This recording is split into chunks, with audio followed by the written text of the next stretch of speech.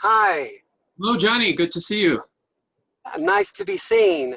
I apologize, but this is the first one of these interviews I'm doing like Jerry Seinfeld. I'm driving because there was crazy stuff going on at my house, Ah, and so I don't know. This could be really cool, and then it could be a dud. But you look great, so that's the most important thing. How are you? doing all right. It has been a busy time leading up to the elections in the United States, but we have been quite active with the U.S. Transhumanist Party and with our presidential candidate, Charlie Cam, and vice presidential candidate, Liz Parrish. So tell me, well, before we even get there, tell me who you are and give me some interesting but concise information that gives our viewers an indication of who you are.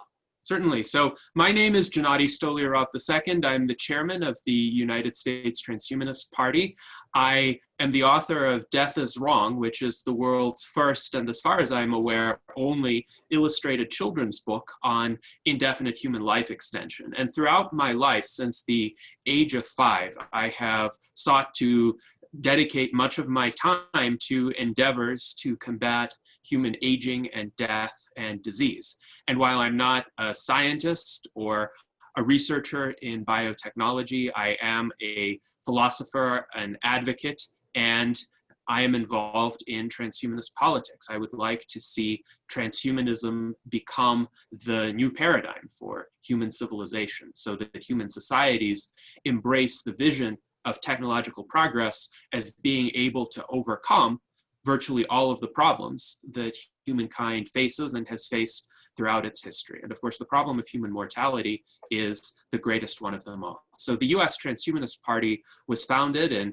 2014 by our mutual friend, Zoltan Istvan. And in November 2016, Zoltan asked me to become the next chairman of the US Transhumanist Party after he finished his presidential run and he wanted to move on to other activities in the political and journalistic sphere, but he wanted the Transhumanist Party to continue as an organization and to grow.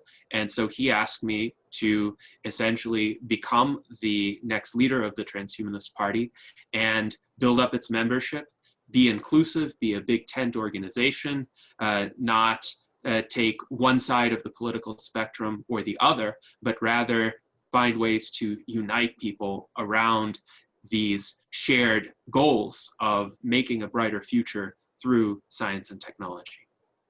So just so we can get our terms and our definitions straightforward, when you talk about transhumanism, give me your the sort of basic definition, and then give me a sense of the inclusive or the platform in which the transhumanist society sort of sees its raison d'etre, as it were. Certainly. So transhumanism is the philosophy and movement that seeks to improve the human condition and overcome the barriers to human life, human well-being, human prosperity by the application of science and technology. And in a certain way, humans have always been transhumanist. It has always been part of human nature to overcome our limits. We certainly don't live the same way our hunter-gatherer ancestors lived. However, transhumanism as an explicit philosophy and movement really goes back to the middle of the 20th century with such thinkers as Julian Huxley and, of course, FM 2030, whom you have known very well. And the goal of transhumanism is to really remove all of these age-old limitations to human life and well-being, the most significant being biological aging, but there are other limitations too, like material scarcity and human conflicts, human psychological flaws, cognitive biases, irrational emotions. Transhumanism is very much a philosophy of rationality, and through rational discourse about ethics, technologies that could assist in those realms, we would like to see the human species overcome its internal flaws as well and rise to a new level of being, essentially. So I guess where things become a bit tricky is, like, I think if you ask anybody, you know, we list whatever challenge: poverty, climate change, income disparity. What are some of the others? Obviously, this crazy political system in which we are very much a part of right now in the United States. I mean, so it's how we do those things that I think is the thing that fractures organizations, political movements, etc. Because I don't think there's anybody that doesn't want to have more abundance or live longer and better. So it's the how. So tell me the how of transhumanists and why you think it's, well, what are the challenges that haven't enabled it to become mainstream? I mean, and I bring this up a little bit because FM, in a way, didn't want it to, was happy for it not to be mainstream because his job was to project into the future. Whereas you, on the other hand, and me, though I don't necessarily define myself in one particular way, you know, does see these things, wants these things, and wants them now, or at least some of them. So what are the impediments to this? Well, I would say the main impediment is a simple lack of public awareness. It's interesting because people in the media, people in academia, people who have time to read the writings of FM 2030 or Ray Kurzweil, they generally have an understanding, at least at a basic level, of what transhumanism is. If you look out at the general public, though, the people whose primary concerns are understandably their immediate day-to-day lives, many of them just haven't encountered the term. So when one talks to them about transhumanism, they ask, well, what is transhumanism? And then one has to give this kind of basic explanation. I would say, apart from people who have been influenced by Alex Jones type conspiracy theorists or bio-Luddites, bioconservatives, both of whom are a fairly small minority in contemporary Western societies, mostly people's attitudes toward transhumanism are a blank slate. And potentially anything can be written on that slate, depending on who is articulating the messages of transhumanism, whether these are friends of the philosophy or detractors. But I would say we have a situation where it is not easy, despite the proliferation of online media, to really reach the majority of the public, because there are barriers to entry that the mainstream media have erected, and also the two-party system in the United States, of course, actively tries to keep out competing ideas, competing organizations with ballot access laws that are intentionally almost impossible to overcome, or lack of media coverage to third parties, lack of ability to participate in televised debates unless one organizes one's own. So these are the kinds of barriers that make it necessarily a slow process to build this public awareness. Now, we have made a lot of headway. I would say since I started in the transhumanist movement, and my involvement in some fashion dates back to 2004 when I discovered the works of Aubrey de Grey and Ray Kurzweil, I have seen perhaps growth by 2 orders of magnitude in the number of people who are aware of what transhumanism is and who are sympathetic. But it's a process of essentially building up this awareness one person at a time, or a few people at a time, a few public appearances at a time. If you put on a conference, especially a virtual one where people can attend, or you do an interview, you do a live stream, you write an article, you have a piece published in a newspaper, a few people each time will learn about transhumanism from those venues. And then some of them might become interested, some of them might join the Transhumanist Party, some of them might join other organizations, and that's how the movement grows. Now, it is difficult for a lot of people because people are struggling today. We have a worldwide pandemic. We have a lot of people who were in financially precarious states before then, and we have the other societal challenges that you mentioned. So I would say the greatest benefit for people in terms of being able to be exposed to these ideas is just having some spare time where they could seek out the literature, they could watch the conversations, they could educate themselves. But in a situation where everyone is pressed for time, that's harder to do, although I think we're all trying our best to still spread the word. Now, there's one thing for it to be a viable philosophy, for it to be a movement where it solves some of these problems. I mean, I think a lot of critics, and to some degree, I mean, I think there is at least a notion that technology is going to be the panacea for all our ills. I mean, how much do you subscribe to that sort of idea? And then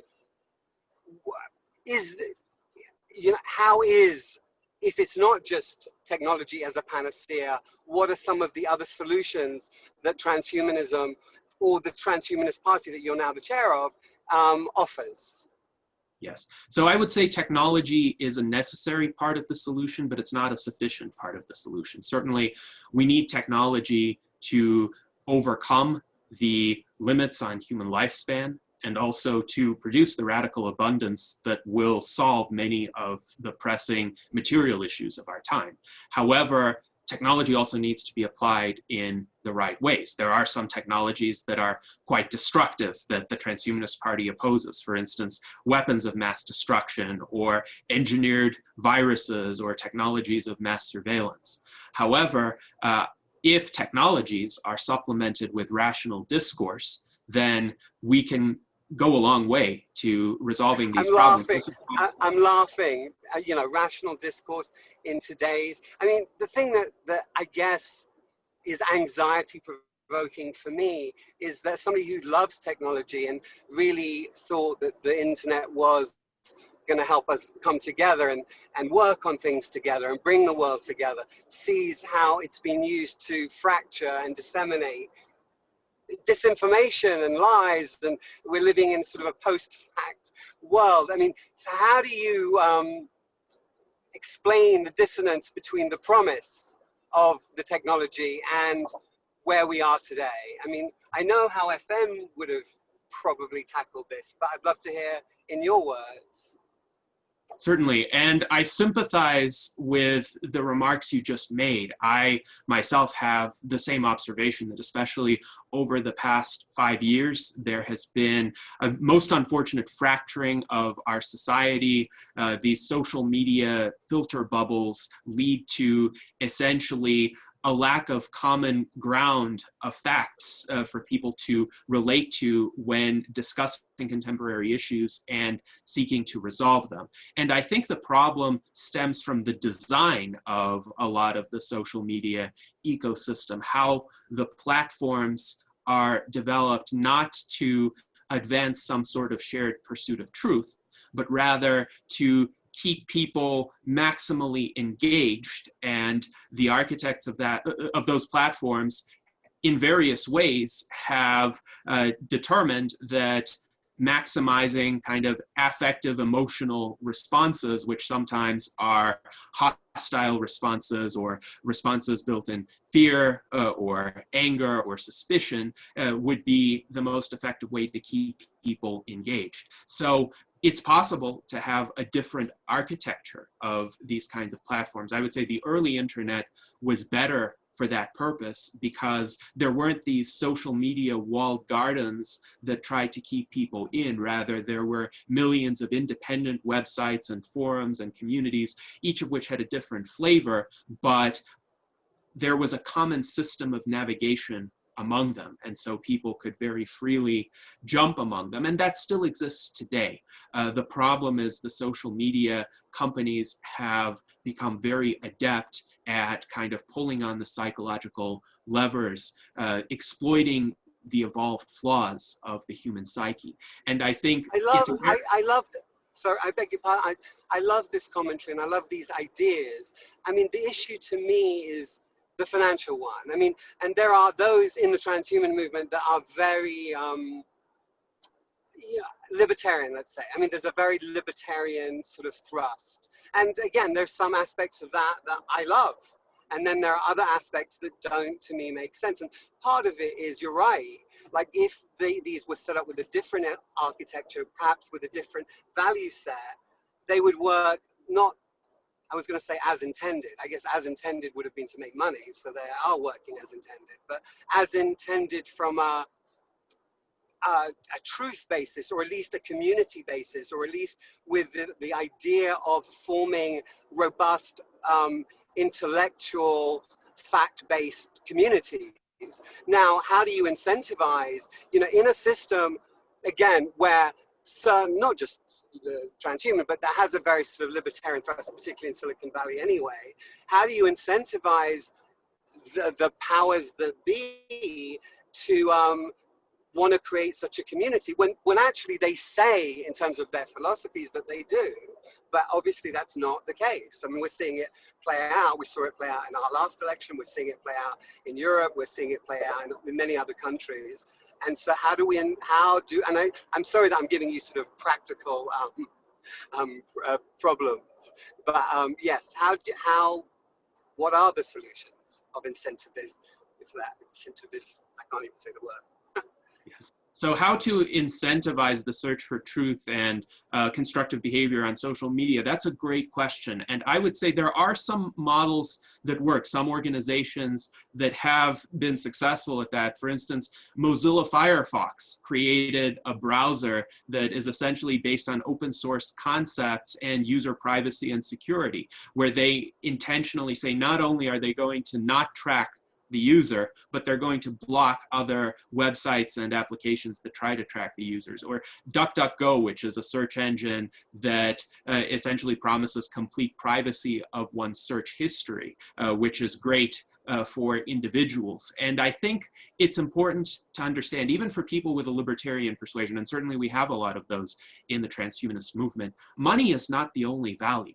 If you have money, but you don't have privacy, you don't have the dignity of the individual, you don't have the comfort of knowing that you can live your life as you choose without somebody else spying on you, without somebody else feeding your choices into an algorithm that will determine some other aspect of your life that you never gave permission for it to determine, then what is that money really going to get you? Is it going to get you freedom? Is it going to get you happiness? Is it going to get you even the things that you expected money to get if other gatekeepers are using certain information about you in ways that you don't want it to be used? And I think people, especially a lot of people with a libertarian bent, have recognized that. I think the entities that are most prone to these kinds of abuses are actually not ideological.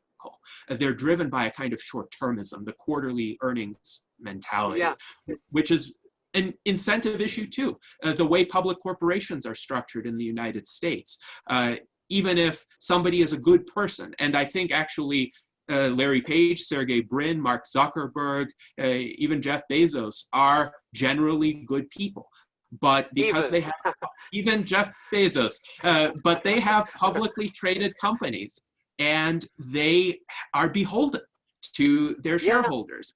If they all of a sudden say, we want to restore the original motto of Google, don't be evil, and we want to consistently follow that, then their shareholders, some activist shareholder associations especially, might decide, well, these CEOs, they're not fulfilling their fiduciary duties, so we're going to sue them for not maximizing profits. And I think that's a problem of institutional design. I'm very much in favor of concepts like benefit corporations, which have an additional purpose besides profit maximization. I also think sole proprietorships, the purer form of capitalism, actually have the potential of greater value alignment, because if the proprietor is a decent individual and the proprietor cares about more than just money, which virtually all decent individuals do, then that person is going to treat their customers well. That person is going to treat their employees well. That person is going to consider what is the impact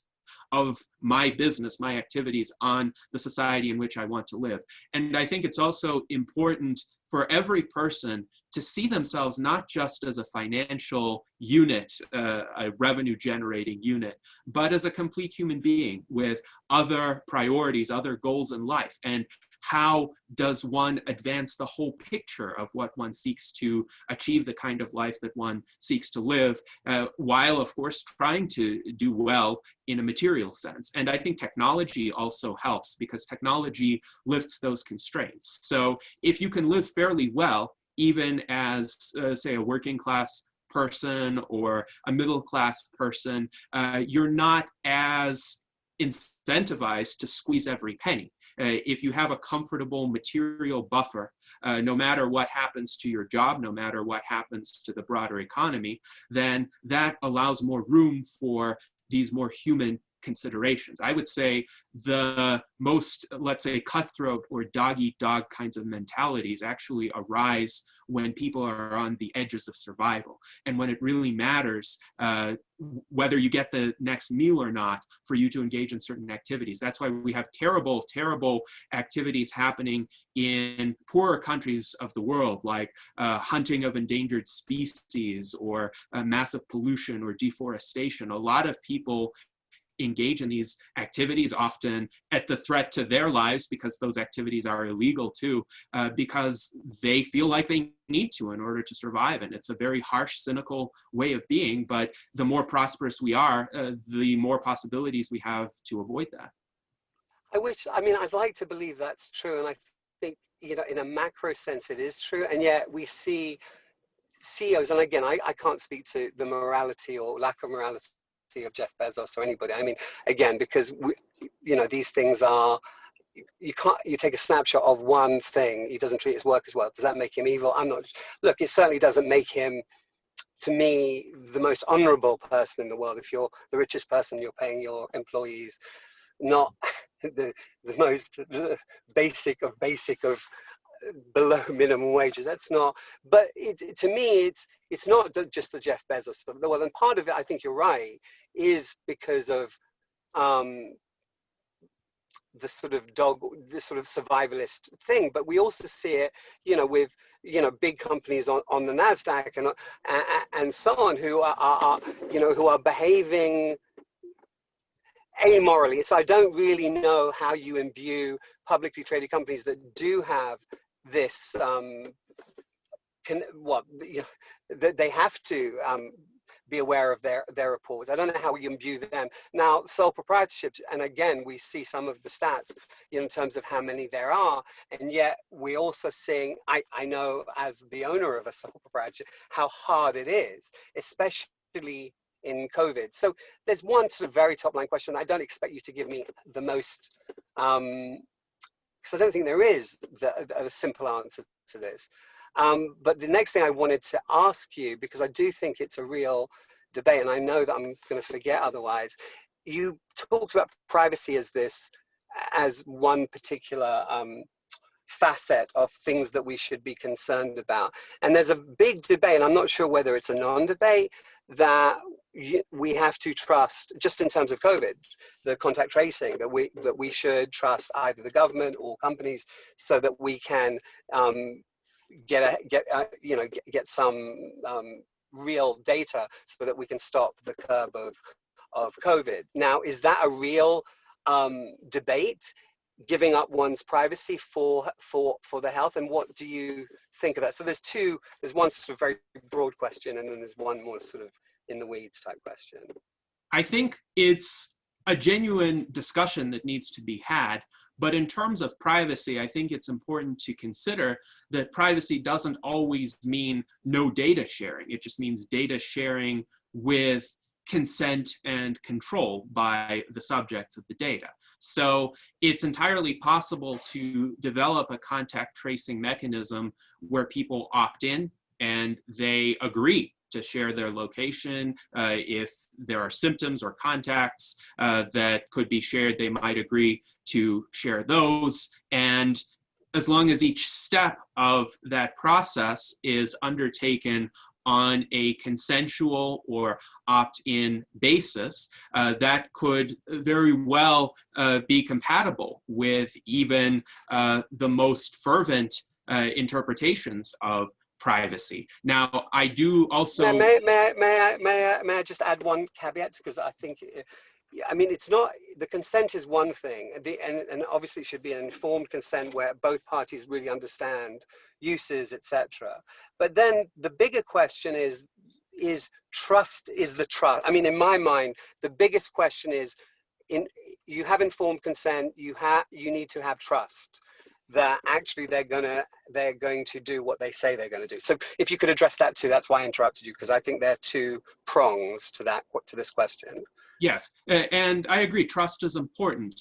People need to have an understanding that the data they share are going to be used in the way that it is represented that the data will be used. And the more trust people have in that, the more willing they will be to give their consent and openly share their data. I think the reason why a lot of people are having qualms about this today is because they've seen how sometimes the data they share on social media or the data they share with financial services get used by third parties in ways that people did not anticipate. So with contact tracing, if one wants mass participation, it's imperative to design the apps, and it's imperative to design the protocols of what gets done with the data in such a way that people have that confidence that they're not going to be misled, that there aren't going to be some deleterious side effects that nobody would want, that the data isn't going to be used to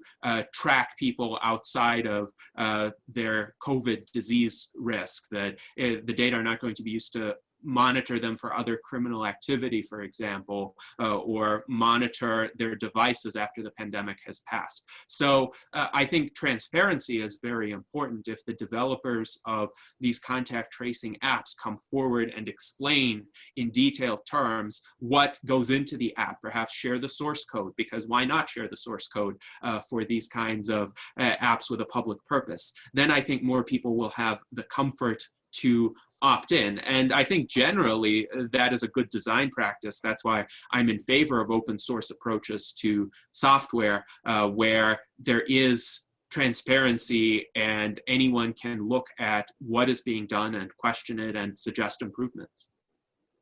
So how do we create because right now, I mean, I haven't looked at these stats, but I remember, but I think that our trust in government and institutions, even the press, I say even the press, we got a president who's saying that, you know, how do we get back to a place where we trust companies, institutions? I mean, what needs to happen? Because I think what you're saying is, look, the technologies are there, and in a way, the will is there. I mean, you know, for some of these things, but we need to have institutions that we trust. We need to have I mean, I think if I'm reading between the lines, what you're saying is we need to have these institutions and companies that we trust for these things, because they're either the inventors or creators of this technology. And then we also, and we need regulation. We need to, once these things are in place and we have the trust, we need to have real regulation. So tell me about, if you were king for a day, an eon, a millennia, how you would foster these two prongs. And again, if I'm misquoting you or I'm misrepresenting what you're saying, you can also please correct me, because I don't want to do that for sure. Yes, I think a regulatory framework is important for setting forth the default prerogatives. And in my view, there should be a system of data ownership where individuals own the data about themselves, and then they can choose for each individual data attribute whether they share it or they choose to keep it private. And there should be some rules around transparency of disclosure. So right now, a lot of the social networks, they will have these end user license agreements, which are lengthy and in legalese, and nobody reads because they just want to click through to the functionality. So there needs to be a more intuitive, accessible, transparent interface for giving this consent. And furthermore, there needs to be a better system of positive incentives and rewards. It may be that a social media entity still has a business model around selling people's data to third parties, but in my preferred world, they would disclose this up front, and they would offer a tangible incentive for people to share that information, because the social media companies are making a profit off of data. So ideally, they should be sharing those profits with the owners of the data. It's like if you're a content creator, if you put out a film or you put out a song, you want to receive royalties for it. So likewise, if individuals are putting out their data with their consent, to contribute to the profitability of the social media companies, they should be getting some sort of royalty, some sort of micropayment for it. And I think that will help ease a lot of the economic issues that people are facing, because even the poorest of the poor today are on social media and they're sharing some information about themselves. I think they should be entitled to some of the revenues that the social media companies are generating from that. I mean, this is a wonderful idea. As you were saying it, I was imagining sort of the lobbyists sort of wringing their hands together, you know, who would be having mini heart attacks for the social media companies. I mean, this sounds wonderful. How do we get this to happen? I mean, there are people. These discussions are happening not just in Congress. I mean, these are happening, you know, in every corner of the world. How does this happen? Mm-hmm. And you're right, the lobbyists are a formidable obstacle. And I've met a few lobbyists in my time. I've had a few lobbyists as my adversaries as well. But it was interesting for me at one point about 3 years ago to attend a gathering of lobbyists where I was kind of the odd man out, but I listened to a lot of their conversations, and I realized much of what they do is not out of personal conviction. It's also out of necessity. They believe that perhaps only a few of them, the ones that have amassed a lot of savings, the ones that have amassed this kind of venerable reputation as veteran lobbyists over the course of a few decades, have the luxury to go out on a limb and advocate for their own convictions as opposed to whichever well-resourced clients are paying them. And then I realized, yes, the lobbyists are the instruments of a lot of the harm that goes on in the political system, but even they are perpetrating that harm because they feel constrained, because they don't feel like they have the luxury to follow their judgment. And it dawned upon me that pretty much everyone in contemporary society is in this situation, including the elected politicians who, of course, rely on campaign contributions, but also the bureaucrats who take orders from ultimately the elected politicians or their appointees, the ordinary people who have to follow the edicts of the bureaucrats, and also the businesses who are constrained by the regulations that are put into effect, sometimes with, let's say, less than pure motives, because those regulations have been influenced and written by the lobbyists who are beholden to the special interests. On the other hand, the very well-moneyed special interests who are funding the lobbyists may also be constrained, because those could be the same CEOs of publicly traded companies who are beholden to this quarterly earnings mentality, and they couldn't go out and just implement their own wholesale individual visions even if they wanted to. So I think ultimately the solution is to have enough good people in society in positions where they don't have these external constraints upon them. A great example, not a perfect example, is someone like Elon Musk. Now, Elon Musk is running a publicly traded company, many of them. He has a certain attitude that is a bit cavalier that leads him to sometimes disregard the constraints that other people of other mindsets might see as more binding. But this is a strength for him, because he can say, well, I want to revolutionize the world of transportation, or I want to go to Mars, or I want to build a hyperloop, I want to drill tunnels underneath Los Angeles, and try and stop me. And there are enough people who are inspired by this, who see this as daring enough that they buy in, and they keep supporting his projects, they keep his public image afloat, and they essentially keep the money coming as customers, and also, of course, with public opinion that does influence the stock prices of these companies. But I think at every level, one doesn't have to be a multi-billionaire, one doesn't have to be a particularly powerful individual.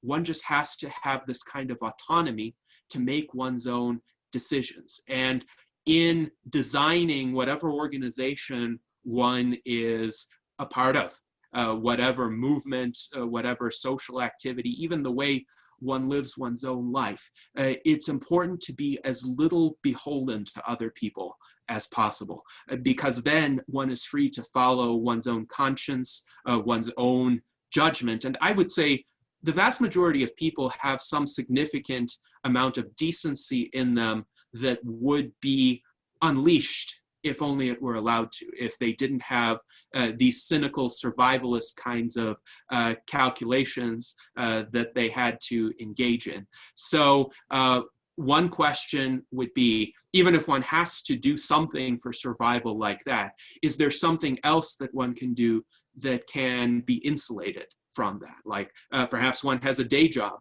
where one has to follow all the rules, do what is necessary to advance the objectives of one's company, but then on one's own time, with one's own money, one would have a very principled approach and an unconstrained approach of what good can one achieve. I think this kind of mindset of doing good based on one's conscience and not on external constraints, and helping advance the kinds of technologies, the kinds of ethical and rational discussions that will promote human flourishing.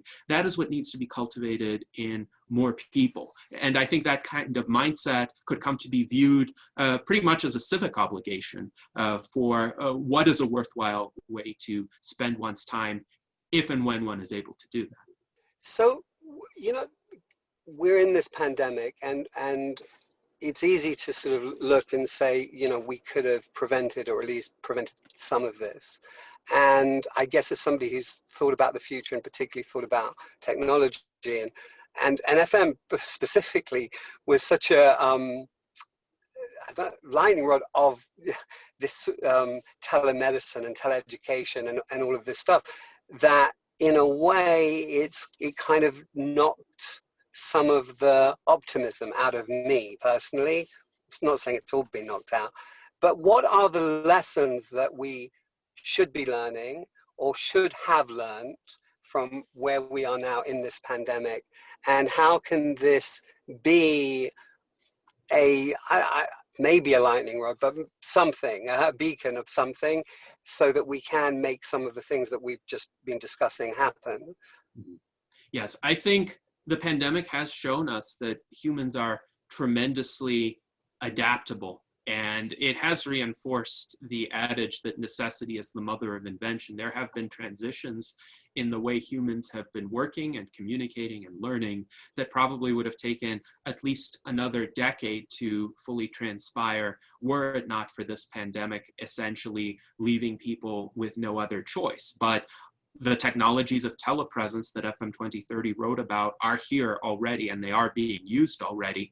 And I would say there are many positive effects too. It's just those positive effects are masked right now by the tremendous devastation that the pandemic has wrought from a public health standpoint and from an economic standpoint. But I do hope that a lot of these modes of communication, the many virtual meetings and video conferences, the online self-directed learning, the remote work especially, which is liberating to a lot of individuals, are preserved after this pandemic subsides. Because if you have a situation where you can go out and do all of the things in physical space that you think are worth doing, but if something can be done more efficiently in a virtual setting, if you don't have to go to a doctor's office and wait in line and potentially contract some sort of disease, if you just want to talk to your doctor and share your symptoms in the abstract and draw upon the doctor's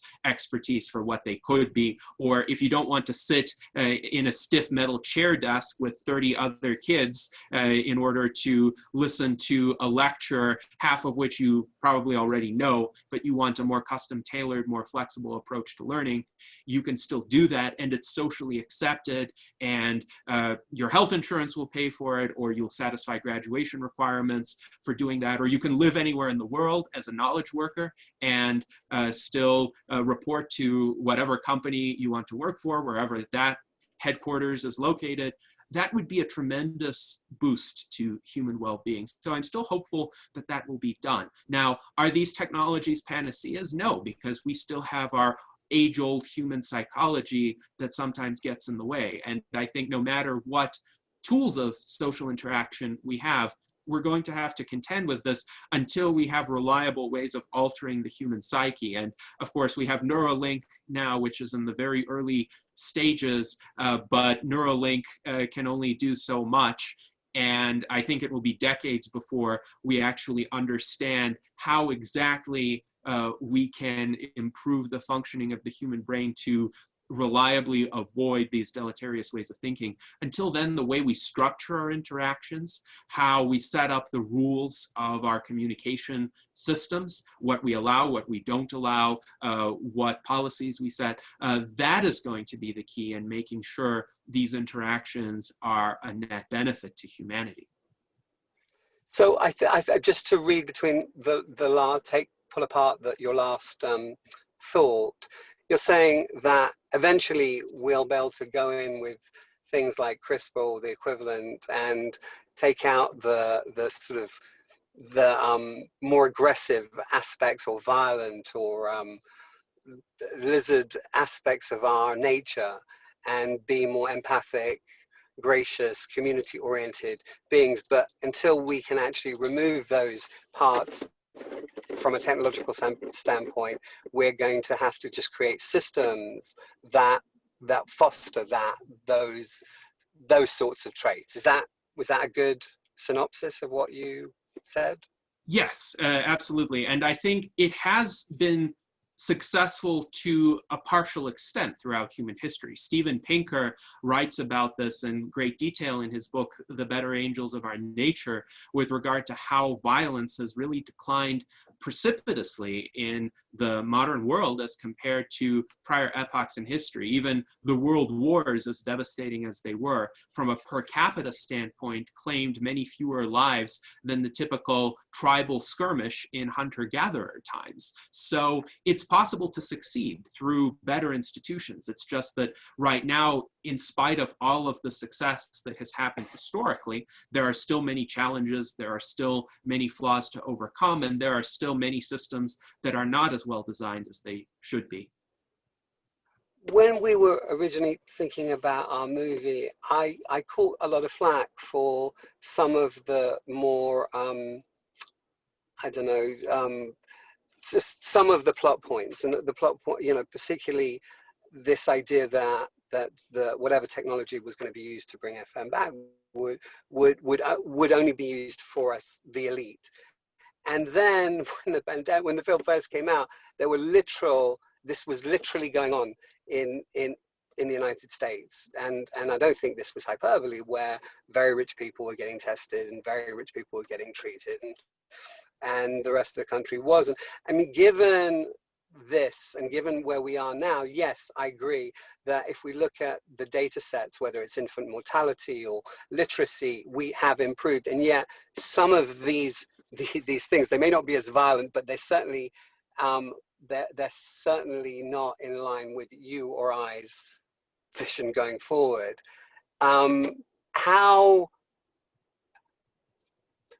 Well, I didn't even ask you about the movie, but I guess the sorts of problems or themes that we sort of brought up in the movie, are they of concern? Are they real? Were you annoyed by them? Did you hate them? Whatever.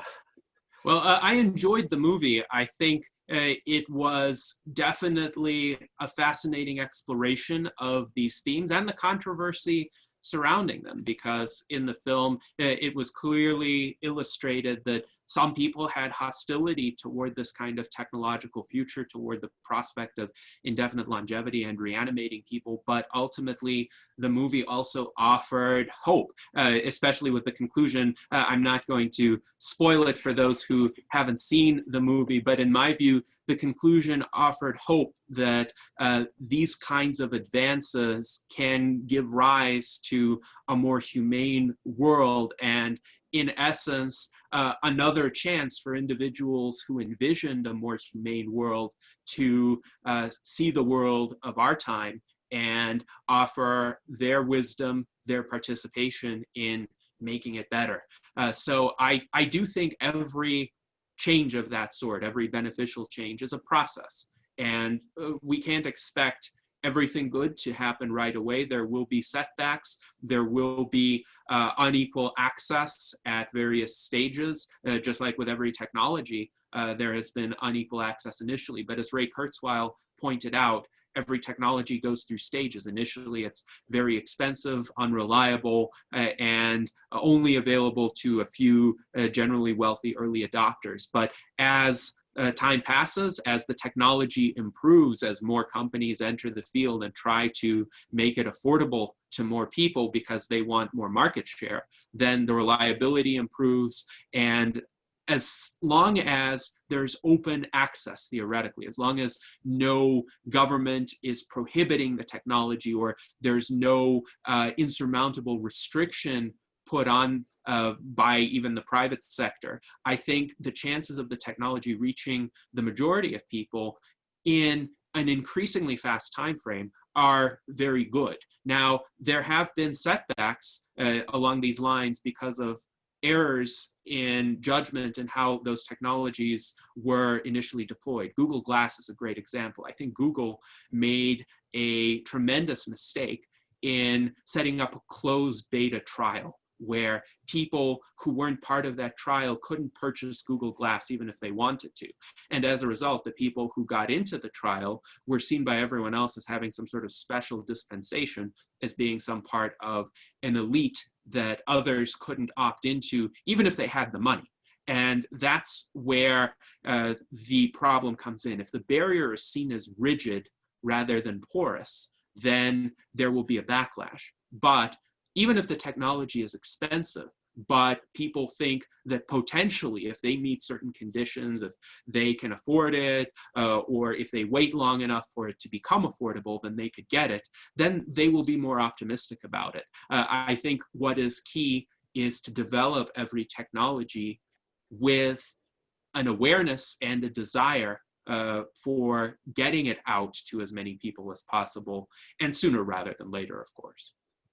Now, you talked, there's a lot of things that would require sort of an ethical, well, not just a discussion, but rules. I mean, particularly when you're talking about CRISPR and when you're even talking about potentially reanimating people, because the things that we haven't traditionally thought about in our law, in our codes, because these things were almost impossible. I mean, without having you write the code that we should live for the 21st century, but what are some of the, what do you think are sort of the top considerations as we're thinking about the ethical dilemmas or problems when we're thinking of technologies like CRISPR, for example? Yes. So with CRISPR, of course, I think the key questions are around individual autonomy and choice. In my view, people should have morphological freedom, the right to determine their genetic composition, their appearance, how they present themselves in any way they choose. But of course, the question also has to be asked, is their consent informed?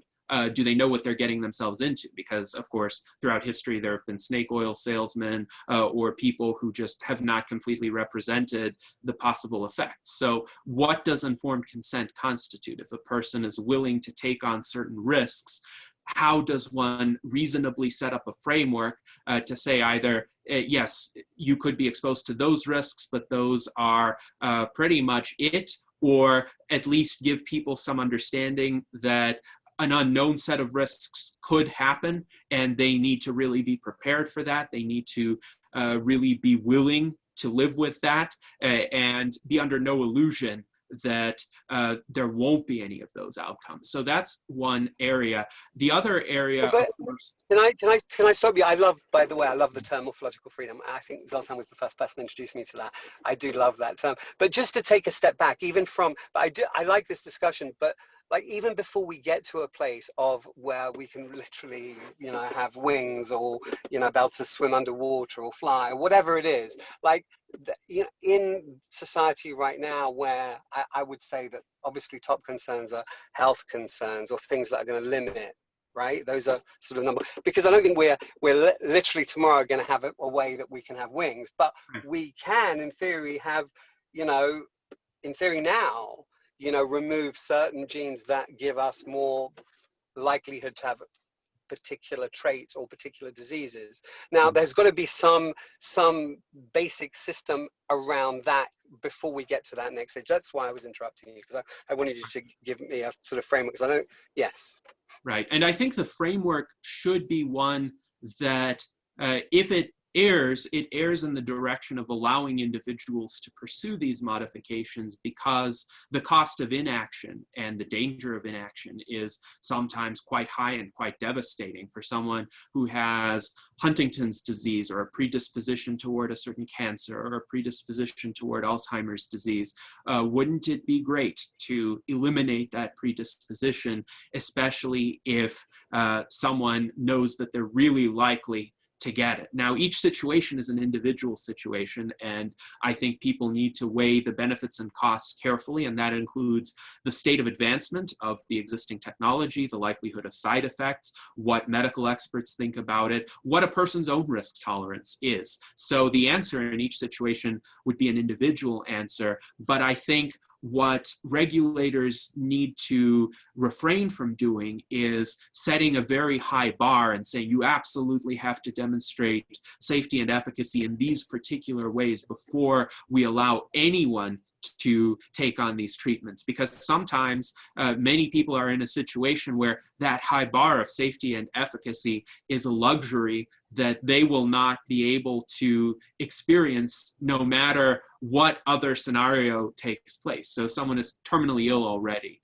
for example, and this modification, there could be gene therapies. There are even gene therapies available today for certain rare diseases that could treat and cure otherwise terminal ailments. So for a regulator to say, oh, this isn't 100% proven to be safe by a very rigorous regimen of clinical trials, that's essentially condemning those people to death. And I think that is also worthwhile to consider. So I do believe that the more of a possibility there is of being generally fine in the status quo, if somebody is just a young, otherwise healthy individual, but wants a gene therapy to reverse the effects of biological aging 50 years down the road, then there should be more caution undertaken. So I myself am not signing up for any gene therapies yet. I don't want to be in the first generation to do it. I want to be in the second or third generation to do it, but I'm hoping by the time I'm in my late 50s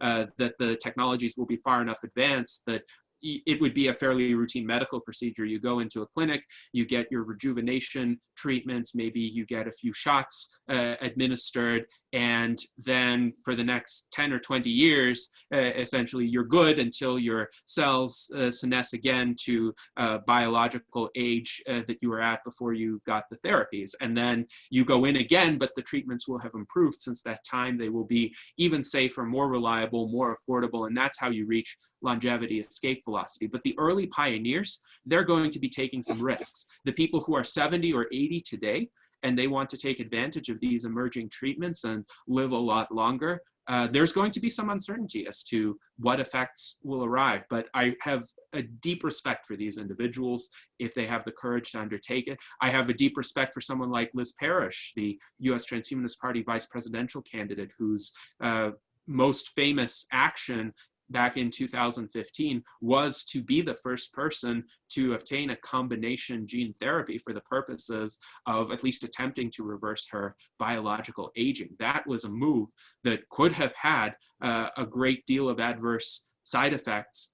It didn't. It ended up being safe for her, but she took on a very informed kind of risk, and she did it in order to advance the field. So I have great admiration for people like that, and the more people like that step forward, ultimately, the more the rest of us humans who are a bit more risk averse will benefit from that.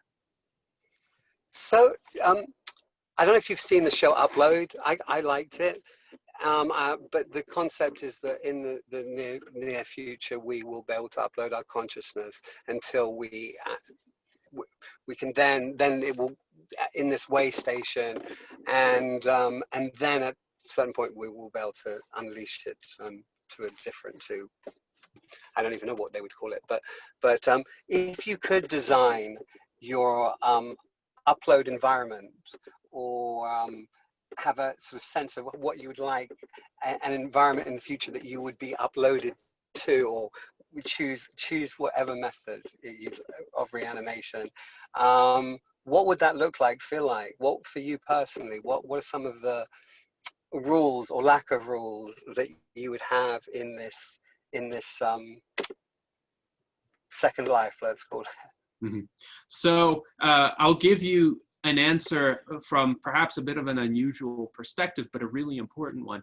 I would want whatever the internal rules of that upload environment are, I would want the physical hardware to be as secure as possible and as reliable as possible, because I would know that if I were digitally instantiated, and let's say it could be done as a kind of gradual upload that preserved the continuity of consciousness just as a thought experiment, I wouldn't want the underlying substrate to be jeopardized in any way. So I would want it to be in some sort of ultra secure facility with continuous access to electricity, internet, backup generators, multiple redundancies, what have you. And I really feel like, from an intellectual standpoint, I could occupy myself in any world. I could figure out ways to spend my time. I've never been the kind of person who would get bored. I think only boring people get bored. So whatever that environment was, I would explore it. I would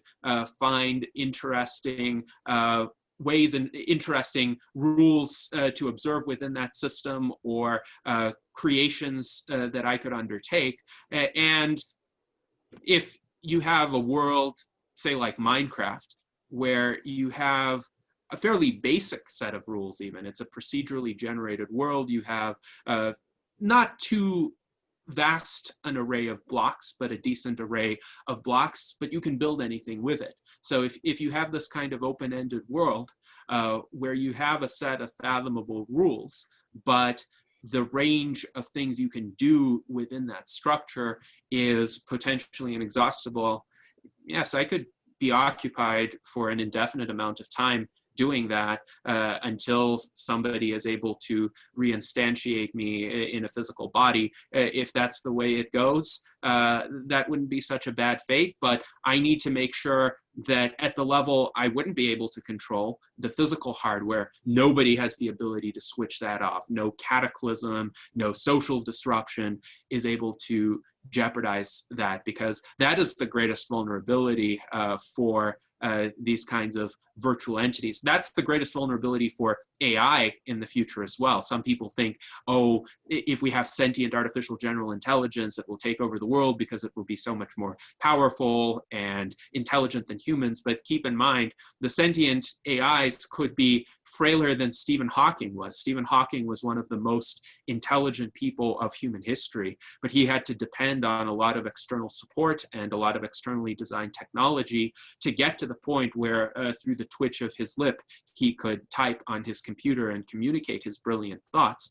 I think a lot of the sentient AGIs, if and when they are developed, are going to be in a similar situation. They're going to be brilliant and very helpful potentially, but they're going to be constrained in these ways and vulnerable. So if I were ever in such a position, I would want to protect myself from the physical vulnerabilities as much as possible. You know, it's funny, I hadn't even exactly thought of that, but because the usual narrative is that these, whether you believe in a positive or a negative outcome, is that these overlords will be overlords, and they will master over us. Perhaps not in a aggressive way, perhaps in a benevolent way, but it's always been framed that way, even by the likes of Ray Kurzweil and Elon Musk even. In fact, I did this interview with Steve Jurvetson where he said that specifically. But this kind of changes that dynamic if whatever they're running on all protects them. I mean, it's interesting. I hadn't actually thought of it like, I hadn't thought of that. But you'd be content like using blocks for eternity, or at least part of eternity, because you'd figure out ways to create really interesting shit out of the blocks. Absolutely, I would. I believe you. I actually believe that you would. I've every faith in you that we would see edifices made of these blocks that we'd never seen before. I actually buy into that. Last couple of questions, really. How, it's a sort of silly question, but like, how optimistic are you? What makes you so optimistic about the future, and then what curbs it? What's your biggest fears and biggest hopes? Yes. So I would say I am cautiously optimistic for the medium to long term. I'm not as optimistic for the very short term. I think in the short term, given the pandemic, given the economic crises, given the social unrest, we're going to have to muddle through in some way that preserves as much as possible of what we value, the good things in our society and the prerequisites for further advancement. But the technologies that can really revolutionize our lives and lead them to pursue a dramatically better course are either already here or right on the horizon. The question is, will there be the will for humans to deploy these technologies? I think it will be very informative to see what happens to this push for vaccines against COVID-19. I'm one of the people who believe we need as many vaccine candidates out there as possible, as soon as possible, to end this pandemic and to help us move on to the next stage. But really, in my study of the history of human civilizations, the rise and fall of prior advanced civilizations, I think it's imperative to avoid what I would call a cascade of failures. One could argue, for instance, that the Antonine Plague that affected the Roman Empire in the late 2nd century CE set off a chain reaction of events that very slowly over the course of centuries contributed to the ultimate collapse of the Western Roman Empire. And then the Byzantines tried to hold out in the Eastern Roman Empire for almost another 1,000 years. But even so, because this cascade built upon itself, they could not avert the decline. They could not restore their society to the old glory and state of advancement of the Roman Empire at its peak. So my key concern is, how do we take out as many of those potential falling dominoes as possible while we're still in a state where we generally have the infrastructure for the kind of progress after the pandemic that we want to have. So I would say the more quickly we get this under control, the more quickly we return to some semblance of a reasonable, sane existence, the easier it will be in the longer term to get to that future. If this pandemic drags on for 3 or 4 years, I think my confidence will wane. If it drags on for another year, I think we have a good fighting chance still. But I'm really hoping for a vaccine by the end of 2020. And this will also be a good proof of concept for whether human societies can accelerate the pace of research and deployment of new medical technologies in the face of a sufficiently urgent need. Now, I think a reorientation of public consciousness around biological aging is also essential, because what is the #1 risk factor for COVID-19? It is biological aging. The median age of death from COVID-19 is in the 80s. And that's not because age is some magic number. It's because a lot of the people who are most vulnerable, they have other pre-existing conditions. They have been ravaged by senescence already, so they're an easier target for a coronavirus. They're also an easier target for the influenza virus and other infectious diseases. So if people come to understand that if we defeat biological aging, these pandemics will be a much lesser threat in the future, I think we can do a lot of good in advancing the technologies that can help reverse biological aging within our lifetimes as well. So I would say this is a testing ground for humanity, essentially. Can we beat back this kind of enemy, which is still a fairly straightforward kind of enemy? Can we unite as humankind and overcome our differences and focus on what really matters, which is rolling out the technology to win this fight? And then if we can do that, I'm very hopeful about the future. If humankind fractures and divides and turns in on itself, and people continue to viciously attack one another in even more devastating ways, then that will hold back progress. But these are the two forces: the better parts of our nature, the better angels of our nature, and the demons of our nature, so to speak, that are at odds right now. And you know which side I am on, which side I'm hopeful will win. And I hope there are enough of us that will push that side forward. I hope so too. I mean, the only thing that you made me think about, I don't think it's will. Well, it's certainly not individual will. I think it's much more this idea of, can we have a sort of collective, a collective will? Is that possible that permeates from the individual to the greater public? I mean, that's the only nitpicky thing I have to say about your description. Thank you very much indeed. Is there anything else that you want me to know, or want anybody to know about you? Well, you have a great name as well. Where is your name from? We didn't. Well, just tell me about your name. I was originally born in what is now Belarus, what was then the Soviet Union, and I came to the United States at the age of 9, so I've spent most of my life here.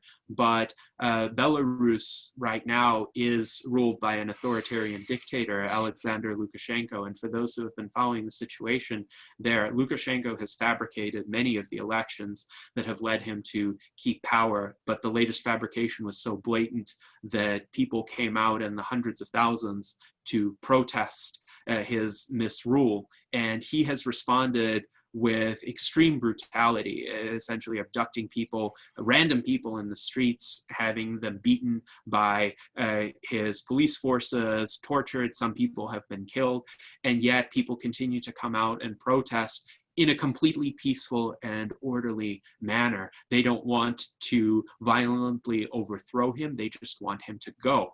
And it's just an amazing contrast between the violence, the brutality of the regime, and these peaceful, extremely benevolent, ordinary people who are coming out to protest in the streets. And I think that is a model for social change.